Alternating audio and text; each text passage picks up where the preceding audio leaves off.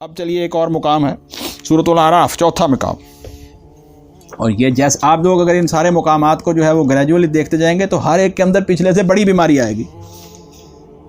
سورۃ الاعراف قرآن مجید کی سورہ مبارکہ نمبر 7، سورہ مبارکہ نمبر 7، اور اس کے اندر جو ہے وہ یہ آیت مبارکہ نمبر، پہلے میں آپ کے سامنے 100 آیت مبارکہ نمبر 100 جو ہے وہ رکھوں گا، 100 نمبر آیت مبارکہ نمبر 100 کے اندر بھی جو ہے وہ اللہ تعالیٰ نے فرمایا ہے کہ ہم نے کچھ لوگوں کو وارث بنایا تھا انبیاء علیہم السلام کے بعد۔ میں اس کا ترجمہ نہیں کروں گا، میں صرف اس کا آپ کے سامنے مضمون رکھ دیتا ہوں۔ سورۃ الاعراف 9واں پارہ آیت مبارکہ نمبر 100، اولم یہد للذین یرثون الارض من بعد اہلها ان لو نشاء اصبناہم بذنوبہم ونطبع علی قلوبہم فہم لا یسمعون۔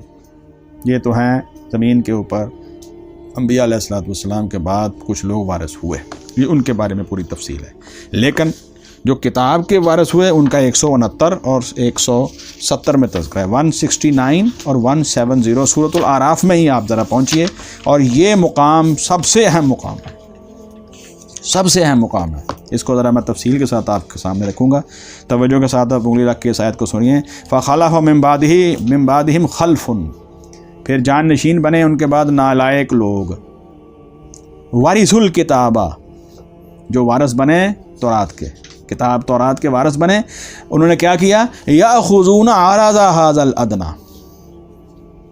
اس حقیر دنیا کا سامان وہ لے لیتے تھے، حلال حرام ختم، رشوت خوری عام، کوئی پرواہ نہیں۔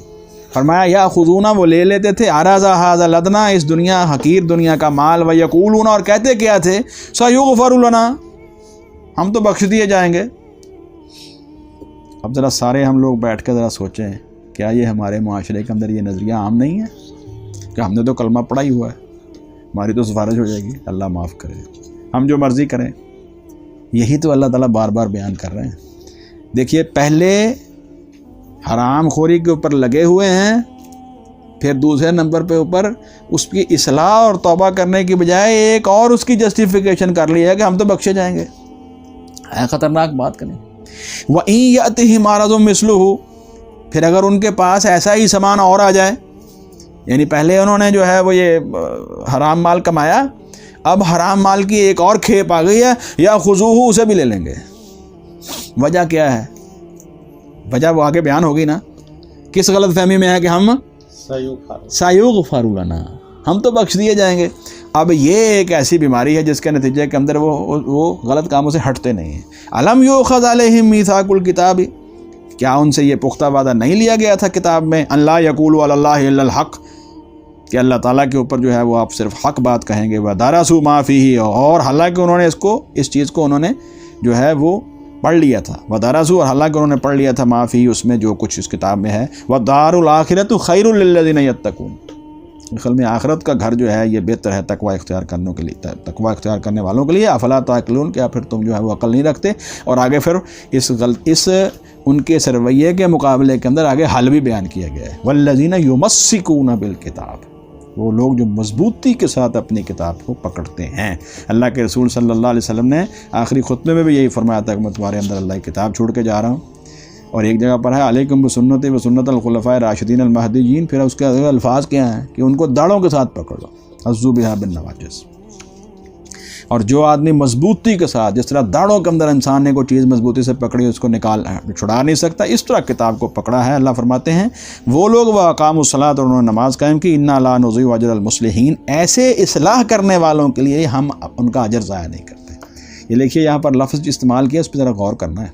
انا لا نضیع اجر المصلحین، خود عمل کرنے والے نہیں ہیں، اصلاح بھی ساتھ کرتے ہیں۔ عمل کرنے کے ساتھ ساتھ اصلاح کرنا ضروری ہے۔ اور بھائی بات بڑی سیدھی سی ہے، کسی کو آپ کہیں نیکی کا کام کرو، وہ کہے گا ٹھیک ہے، اچھی بات ہے۔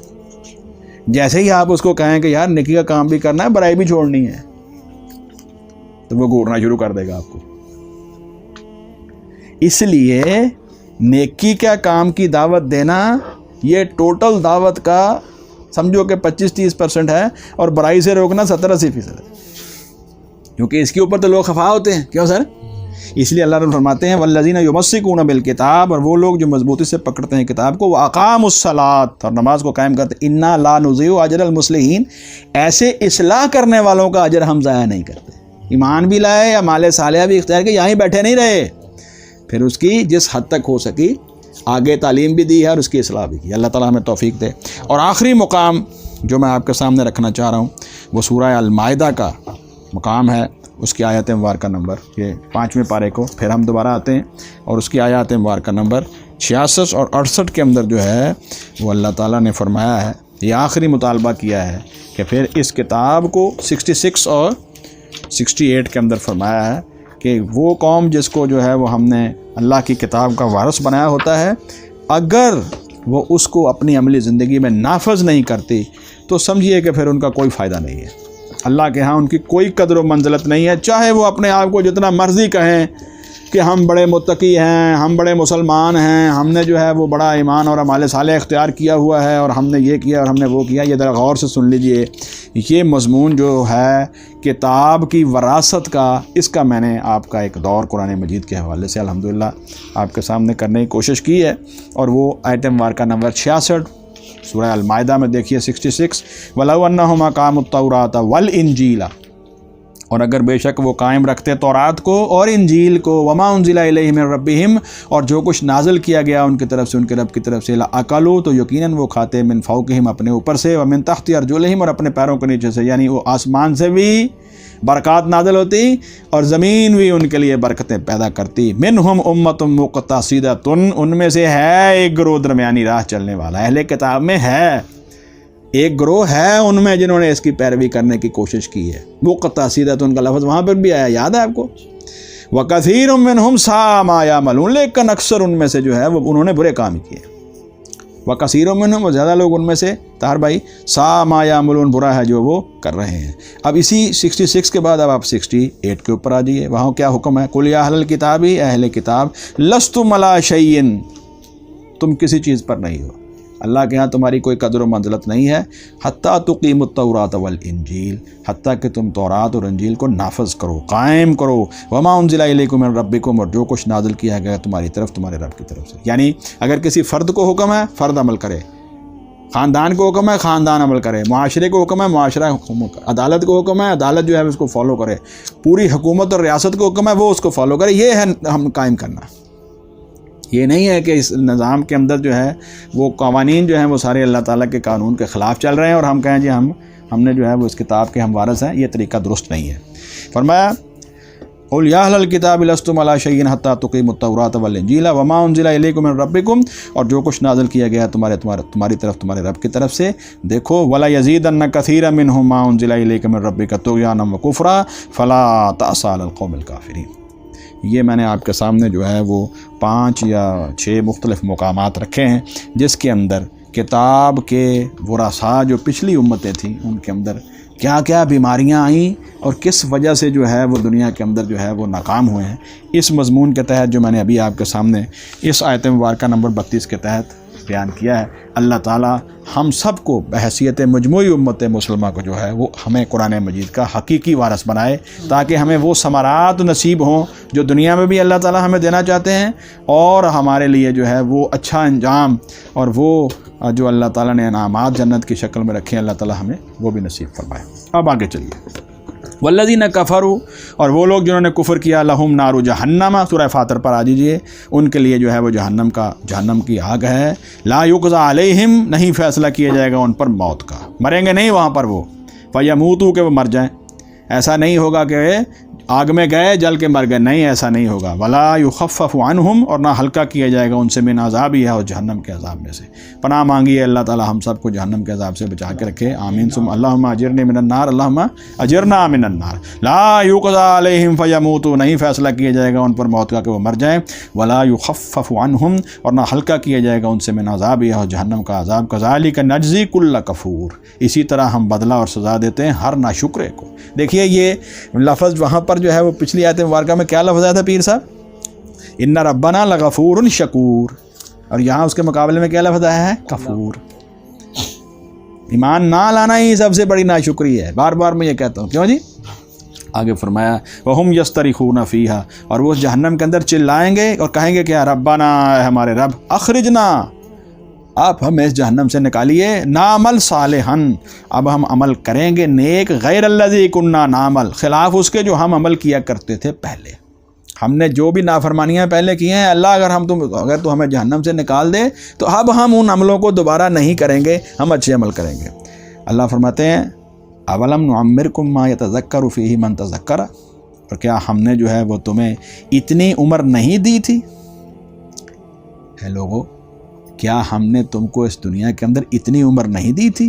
ما یتذکر فیہ، کہ تم اس کے اندر جو ہے وہ نصیحت پکڑ لیتے، فیہ من تذکر، وہ شخص جو نصیحت حاصل کرنا چاہتا ہے۔ اور اس کے بارے میں حضور صلی اللہ علیہ وسلم کی ایک حدیث صحیح بخاری کے اندر موجود ہے کہ جس شخص کو بھی ڈاکٹر صاحب اللہ تعالیٰ 60 سال کی عمر عطا فرما دیں گے، اس کا کوئی عذر پھر قیامت والے دن قبول نہیں کیا جائے گا۔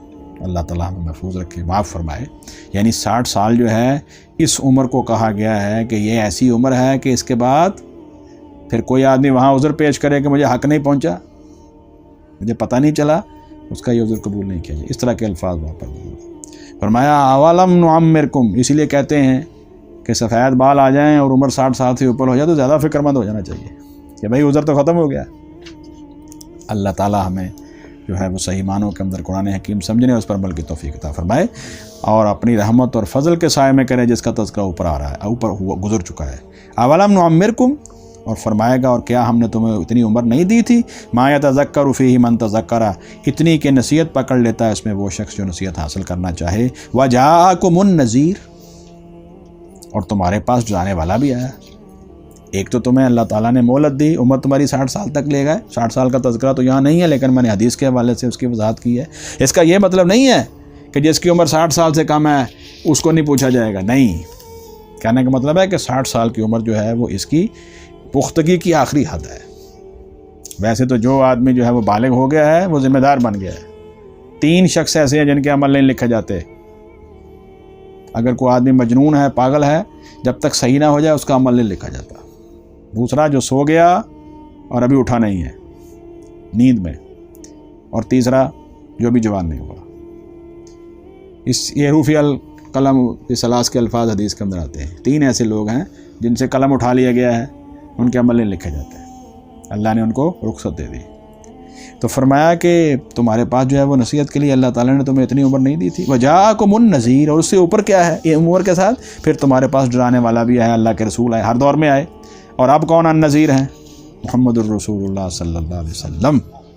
اور اس کے بعد اگلی بات، ان کے ساتھ کتاب، اللہ کے رسول کا طریقہ، ہر چیز تو اللہ تعالیٰ نے واضح کر دی۔ فذوقوا، یہ تم جو کہہ رہے ہو کہ ہمیں جہنم سے نکال دو، اللہ فرماتے ہیں ایسا نہیں ہوگا۔ فذوقوا، اب تم چکھو عذاب، فما للظالمین من نصیر، اور نہیں ہے ظالموں کے لیے کوئی مددگار۔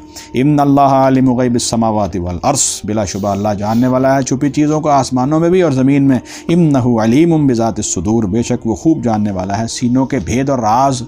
تم دنیا میں جو کرتے تھے اس کا بھی پتہ ہے، اب تم جو آ کے یہ جہنم میں کہہ رہے ہو کہ ہمیں نکال دو، ہم دوسرے عمل کریں گے، اب پتہ ہے آپ کو قرآن مجید میں دوسری جگہ پر کیا مضمون آیا ہے کہ اللہ فرماتے ہیں اگر ہم ان کو دنیا میں دوبارہ بھیج دیں انہوں نے پھر وہی کام کر لیا۔ اللہ معاف فرمائے۔ هو الذی جعلکم خلائف فی الارض، وہی ہے جس نے تمہیں بنایا ایک دوسرے کا جان نشین زمین میں۔ کیا مطلب ہے؟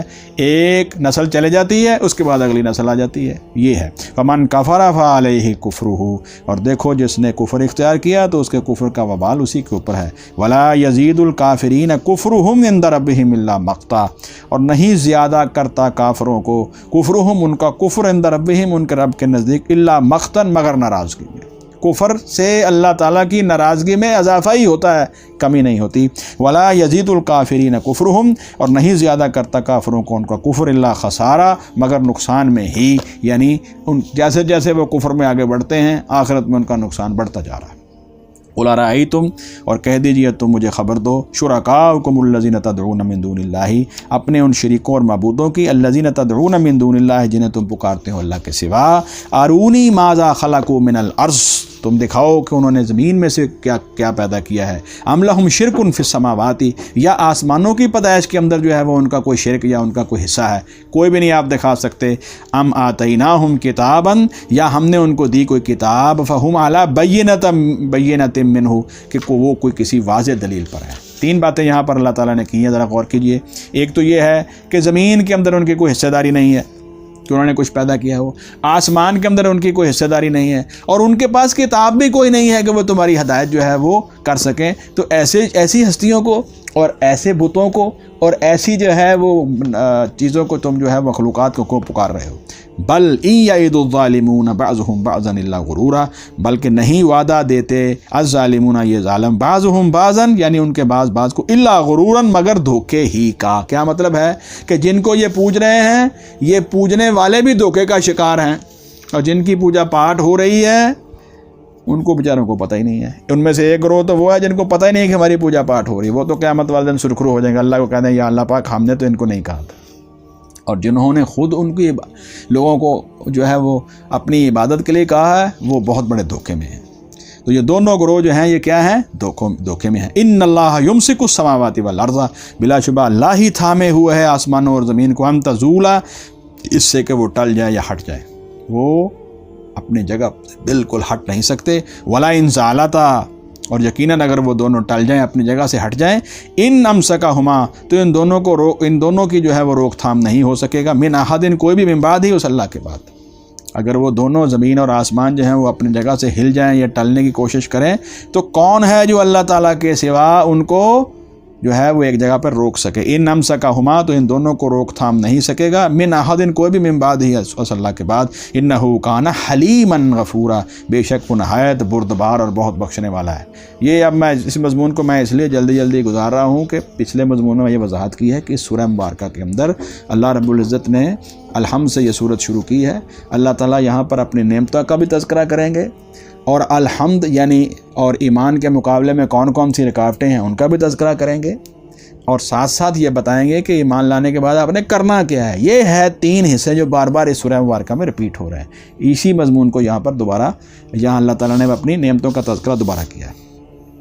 انہ کان حلیما غفورا، بلا شبہ وہ ہے ہمیشہ سے ہی بردبار اور بہت بخشنے والا۔ یہ کانا یہ نہیں ہے کہ آج اللہ تعالیٰ حلیم ہے اور صبح نہیں، ہمیشہ سے ہی اس کی صفت یہ ہے کہ وہ بہت ہی بردبار ہیں اور بہت بخشنے والے ہیں۔ اور یہ آج اگر دنیا کے اندر تم دیکھ رہے ہو اتنی نافرمانیاں، اتنا کفر، اور لوگوں کی جو ہے وہ اتنی دین کے لیے جو ہے وہ عداوت اور دین کے لیے اتنی جو ہے وہ غلط کوششیں، اللہ تعالیٰ اگر انہیں نہیں جو ہے وہ پکڑ رہا، یہ اس کی صفت ہے کہ وہ حلیم ہے اور غفور ہے، بخش دیتا ہے، بردبار ہے کہ یہ آدمی جو ہے یہ کہیں نہ کہیں آ جائے ہدایت کی طرف، آگ سے بچ جائے۔